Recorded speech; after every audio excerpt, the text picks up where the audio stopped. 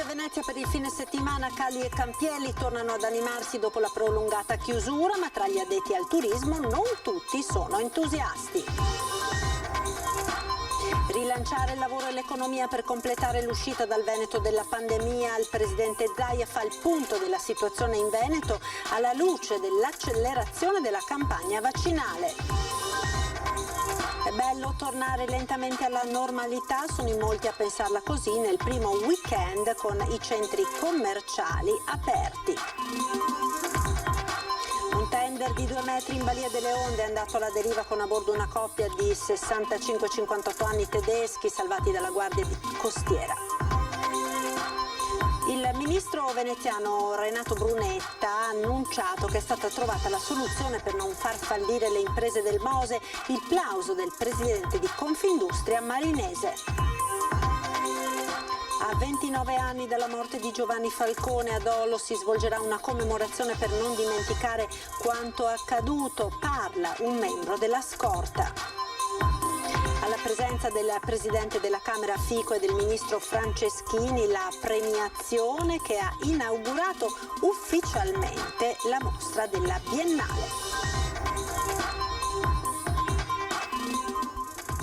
Ben ritrovati con l'edizione di Venezia dei nostri telegiornali. Decine di migliaia di visitatori quest'oggi a Venezia per il fine settimana. Calli e Campielli tornano ad animarsi dopo la prolungata chiusura per il Covid, ma tra gli addetti al turismo non tutti sono entusiasti.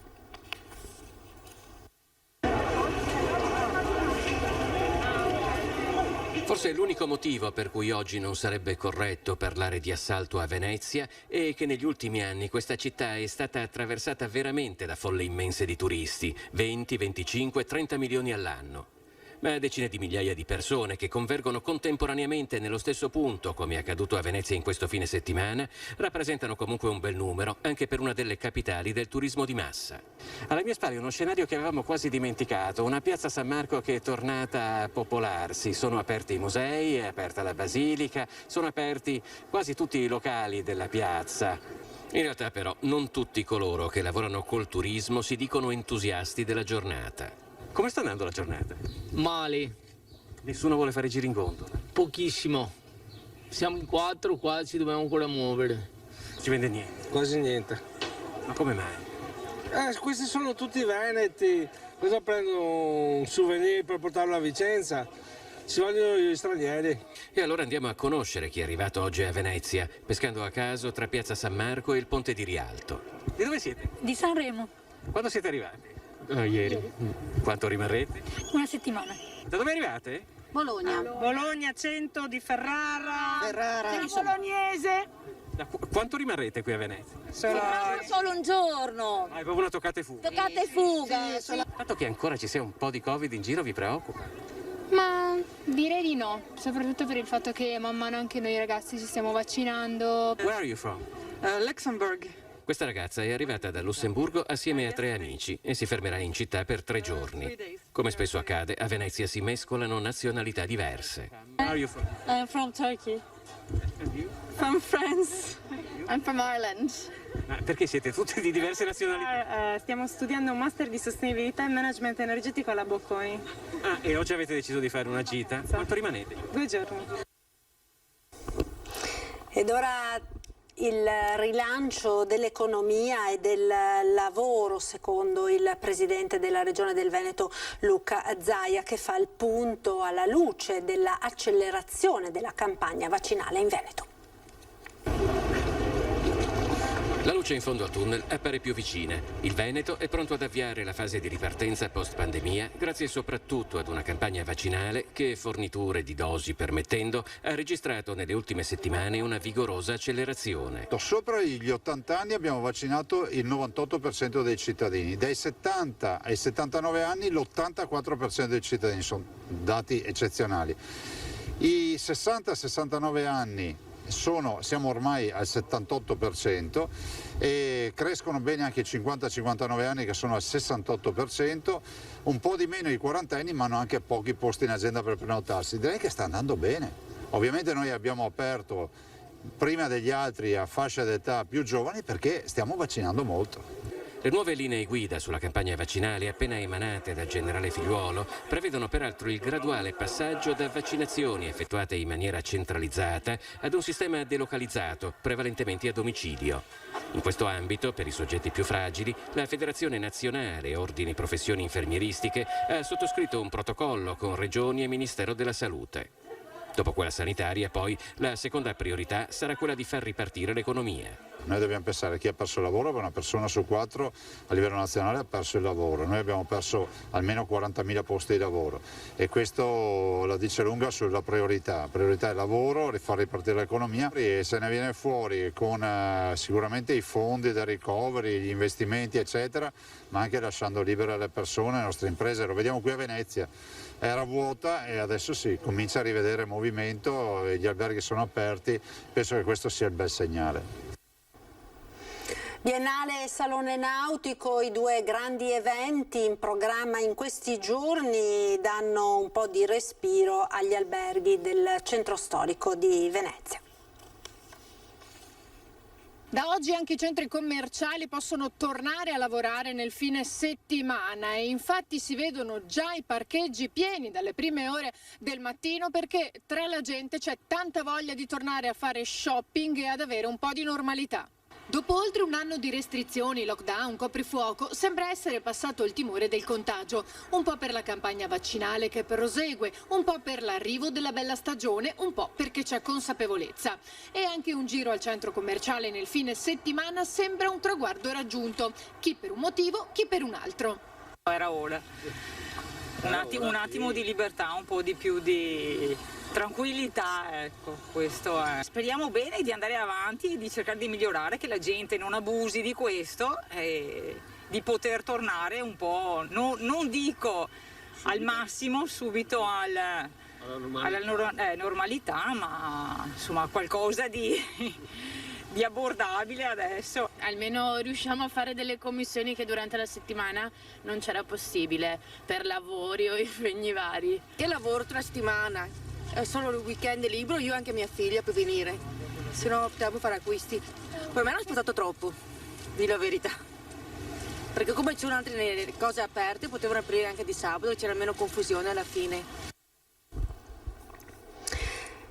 E questo naturalmente che avete appena visto era il servizio relativo alla riapertura a partire da oggi dei centri commerciali, dei negozi all'interno dei centri commerciali anche nel fine settimana. Ora la cronaca, un tender di 2 metri in Balia delle Onde è andato alla deriva con a bordo una coppia di tedeschi a circa 25 miglia al traverso di Punta della Maestra. La Guardia Costiera di Venezia ha ricevuto l'allarme intorno alle 21 di ieri. 2 avevano abbandonato l'imbarcazione da diporto dopo che era affondata mentre stavano attraversando l'Adriatico da Pola dal Barella. Il salvataggio non è stato facile, il mare era mosso e la coppia non aveva strumenti per comunicare. Così sono scattate le ricerche in mare sia da parte dei soccorritori italiani che di quelli croati. A mezzanotte circa, dopo aver ripercorso la probabile rotta del tender, la vedetta stava per rientrare alla base quando l'equipaggio ha scorto una flebile luce. Erano i naufraghi infreddoliti e spaventati per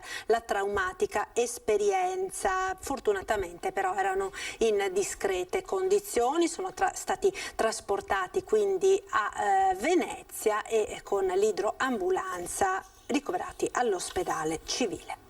Il ministro alla pubblica istruzione Renato Brunetta, veneziano, ha annunciato che è stata trovata la soluzione per non fare fallire le imprese del Mose ed il plauso arriva dal presidente di Confindustria Marinese. Le aziende artefici della realizzazione del Mose non falliranno e potranno continuare a lavorare. È stata trovata una soluzione perché abbiano i soldi che avanzano. L'annuncio, a margine dell'inaugurazione del padiglione Italia all'Arsenale della Biennale di Architettura, arriva dal ministro veneziano per la semplificazione e pubblica amministrazione Renato Brunetta, che fa il punto di una giornata di intensi incontri in laguna. Abbiamo trovato il percorso di liquidità economica e finanziaria per non far fallire le imprese e questa è la condizione per cui poi il prossimo autunno il MOSE sia in fase ultima di completamento e in efficienza e quindi pronto per essere alzato per salvare Venezia. La notizia trova il plauso immediato all'apertura del padiglione Venezia e Giardini del presidente di Confindustria di Venezia e Rovigo, Vincenzo Marinese. Vedo nel governo Draghi e nel premier Draghi una praticità che è quella di cui oggi noi abbiamo bisogno, è una volontà a accelerare la via d'uscita e la battaglia che si è fatta per velocizzare i vaccini ne è una rappresentazione plastica. Gli industriali di Venezia ci saranno in questo rilancio, in questa ripartenza? L'ultimo trimestre 37%, più 37% di PIL, le industrie ci sono sempre. Nella gestione della pandemia il tampone rapido ha un grande vantaggio rispetto a quello molecolare. A parlare il professor Umberto Tirelli, specialista in malattie infettive, che spiega anche i motivi per cui i test rapidi sono preferibili. Il vantaggio enorme, appunto, è quello di poter isolare immediatamente la persona con un tampone rapido in tutte le situazioni che sappiamo si possono verificare. Parla di vantaggio enorme del tampone rapido rispetto al tampone molecolare nel contenimento del contagio del coronavirus il professor Umberto Tirelli, specialista in oncologia, ematologia e malattie infettive, primario e docente universitario, nonché tra i più importanti scienziati italiani, secondo la rivista scientifica internazionale PLOS Biology. Tirelli basa il suo giudizio su dati oggettivi. I tamponi rapidi o antigenici sono quei tamponi che in pochi minuti danno la possibilità di rilevare la presenza di antigeni o pezzi del virus sul tampone che noi abbiamo fatto a livello nasofaringeo. Invece i tamponi molecolari vanno a ricercare il virus, l'RNA del virus, sempre dal tampone nasofaringeo, richiedono molto più tempo per avere una risposta. In Veneto l'ampio uso del tampone antigenico rispetto al tampone molecolare per contenere l'epidemia è stato al centro di un dibattito, a volte anche polemico, che però, nelle parole di Tirelli, non ha ragione d'essere. Test rapidi antigenici hanno una loro validità perché in poco tempo, pochissimo tempo, fanno rilevare la presenza dell'infezione o almeno il sospetto di questa, perché poi la conferma deve essere sempre il tampone molecolare, ma in questa maniera studi comparsi recentissimamente nella bibliografia internazionale molto autorevole conferma la validità soprattutto dei tamponi molecolari rapidi di terza generazione, la validità e la sovrapponibilità proprio con i test molecolari. A 29 anni dalla morte del magistrato Giovanni Falcone, ad Ollo si svolgerà una commemorazione per non dimenticare quanto accaduto. Abbiamo attraversato quel punto di Capaci, dove già gli uomini di Cosa Nostra ed altri erano già in agguato. La domanda che mi faccio è come facevano perché sono qui a fare questa intervista? Perché non sono saltato in aria io quel giorno? Perché però sapevano già che dentro la macchina non c'era Giovanni Falcone. A parlare Luciano Tirindelli, membro della scorta di Giovanni Falcone, ex assistente della Polizia di Stato. A 29 anni dalla strage di Capaci, in cui persero la vita il magistrato, la moglie Francesca Morvillo e 3 uomini della scorta. Un ricordo vivo come allora, con un grande rammarico. Ma la cosa che fa rabbia è che ho la percezione, quasi la sicurezza dalle notizie che mi arrivano, che dopo aver lavorato per lo Stato, per l'amministrazione della Polizia di Stato, vengo a sapere che parte dello Stato lavorava contro di me, contro i miei uomini, contro Giovanni Falcone. Questa è la più grande amarezza. E parlo di altri ufficiali coinvolti, parlo di trame oscure, di nomi e cognomi che ancora devono venire fuori. Per ricordare Falcone, il presidente degli avvocati della Riviera del Brenta ha organizzato per domenica una cerimonia commemorativa alle 15:30 presso il Duomo di San Bruson di Dolo. Sono passati 29 anni e quindi chi ha 30 anni adesso o 35 anni adesso ha vissuto quei tragici momenti della vita del nostro paese in maniera molto distante solo perché gliel'hanno raccontati. Compito degli avvocati è anche quello di rinnovare e costruire ogni giorno la cultura della legalità, nel rispetto e nel ricordo di coloro che hanno dato la vita per la nostra patria. Molte le autorità che parteciperanno alla commemorazione, che alternerà momenti di raccoglimento e accompagnamento liturgico a cura della pianista Vazzoler. La musica è un grande strumento di comunicazione e sono felice di poter veicolare dei messaggi positivi attraverso l'accompagnamento liturgico. Torniamo ora in città a Mestre perché i residenti di Viale San Marco domani faranno sentire la loro voce con una biciclettata in segno di protesta contro la costruzione di un condominio di lusso di 14 piani, una torre alta 70 metri, un nuovo supermercato ed un parcheggio nell'area dell'ex campo da calcio del Real San Marco tra Via Puerio e Viale Vespucci. Dopo l'assemblea a cui hanno partecipato più di 300 persone, cittadini e cittadine contro la cementificazione di Viale San Marco. L'appuntamento è domani alle 10 nello Spazio Verde di fronte all'ex cinema. Prima di partire si svolgerà un breve momento di discussione e aggiornamento sulla lotta alla cementificazione del viale per rendere partecipi tutti degli avvenimenti di queste settimane. L'itinerario toccherà alcuni luoghi simbolo del Viale San Marco. Alla presenza del Presidente della Camera Roberto Fico e del Ministro dei Beni Culturali Dario Franceschini, questa mattina la premiazione che ha inaugurato ufficialmente la mostra della Biennale che rimarrà aperta al pubblico tra i giardini e l'Arsenale fino al prossimo 21 di novembre. Già l'anno scorso abbiamo sentito durante la mostra del cinema che la gente era molto felice di esserci in presenza. Ieri ho sentito, anzi ho intravisto dietro le mascherine il sorriso delle persone che potevano essere in presenza. Il Leone d'Oro alla carriera, Raphael Moneu, ha aperto ufficialmente in streaming da Ca' Justinian la 17ª mostra internazionale di architettura, una cerimonia sobria durata meno di 25 minuti alla presenza del Presidente della Camera Fico, del Ministro dei Beni Culturali Dario Franceschini, che ha premiato Moneu. Sono molto commosso di trovarmi adesso qui a Venezia per ricevere il Leone d'Oro alla carriera della Biennale d'Architettura.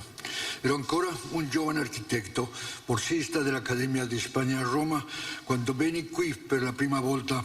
Perché Raphael Moneu non abbia ancora ricevuto il Leone d'Oro alla carriera fino ad ora, per me resta un mistero. Ma voglio cominciare col ringraziare chi mi ha preceduto in questo ruolo per aver lasciato a me l'onore di offrirglielo. Il Presidente della Camera Roberto Fico ha poi effettuato una breve visita privata ai padiglioni dei giardini della Biennale, prima di fare subito rientro a Roma. È la dimostrazione plastica di come la ripartenza è possibile, di come siamo ripartiti, di come fare un evento così importante dal punto di vista internazionale è il simbolo oggi della ripartenza del nostro Paese. Nonostante le limitazioni, Venezia domani è pronta per la Voga Longa. Si parte alle 9, il percorso è stato riadattato ed accorciato, decurtato di 10 km. I partecipanti dovranno quindi vogare per 20 km dal bacino di San Marco, gireranno l'isola di Sant'Elena e costeggeranno le Vignole, Sant'Erasmo e San Francesco del Deserto. A metà del percorso la manifestazione continuerà a sud di Burano e costeggiando Madonna del Monte e San Giacomo in Paludo. Il corteo passerà ad est dell'isola di Murano, tagliando poi verso l'ingresso dell'Arsenale dal Rio delle Galeazze. L'arrivo sarà sotto il ponte dell'Arsenale. In tutto 200 le imbarcazioni che prenderanno parte all'edizione celebrativa di Venezia, 1600, un decimo rispetto al 2019, quando scesero in acqua 2000 imbarcazioni con oltre 7500 vogatori. E questa era l'ultima notizia da Venezia. Anche questa sera ci salutiamo dando uno sguardo alle previsioni del tempo con il nostro meteo. Buon proseguimento con i programmi. Arrivederci.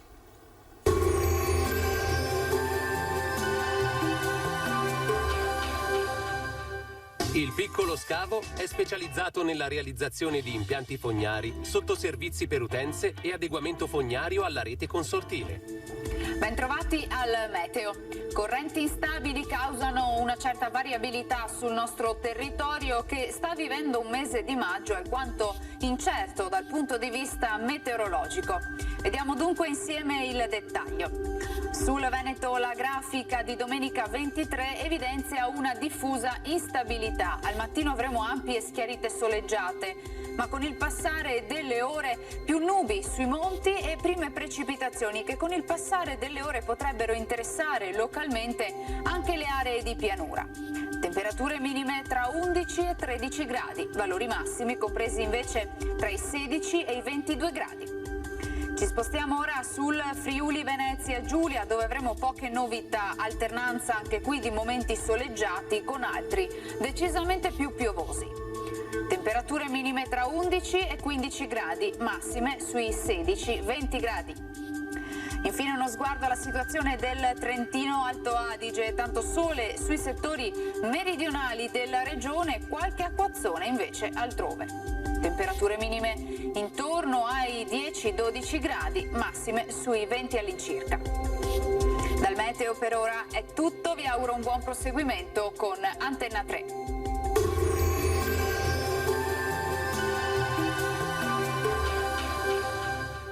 Il piccolo scavo è specializzato nella realizzazione di impianti fognari, sottoservizi per utenze e adeguamento fognario alla rete consortile.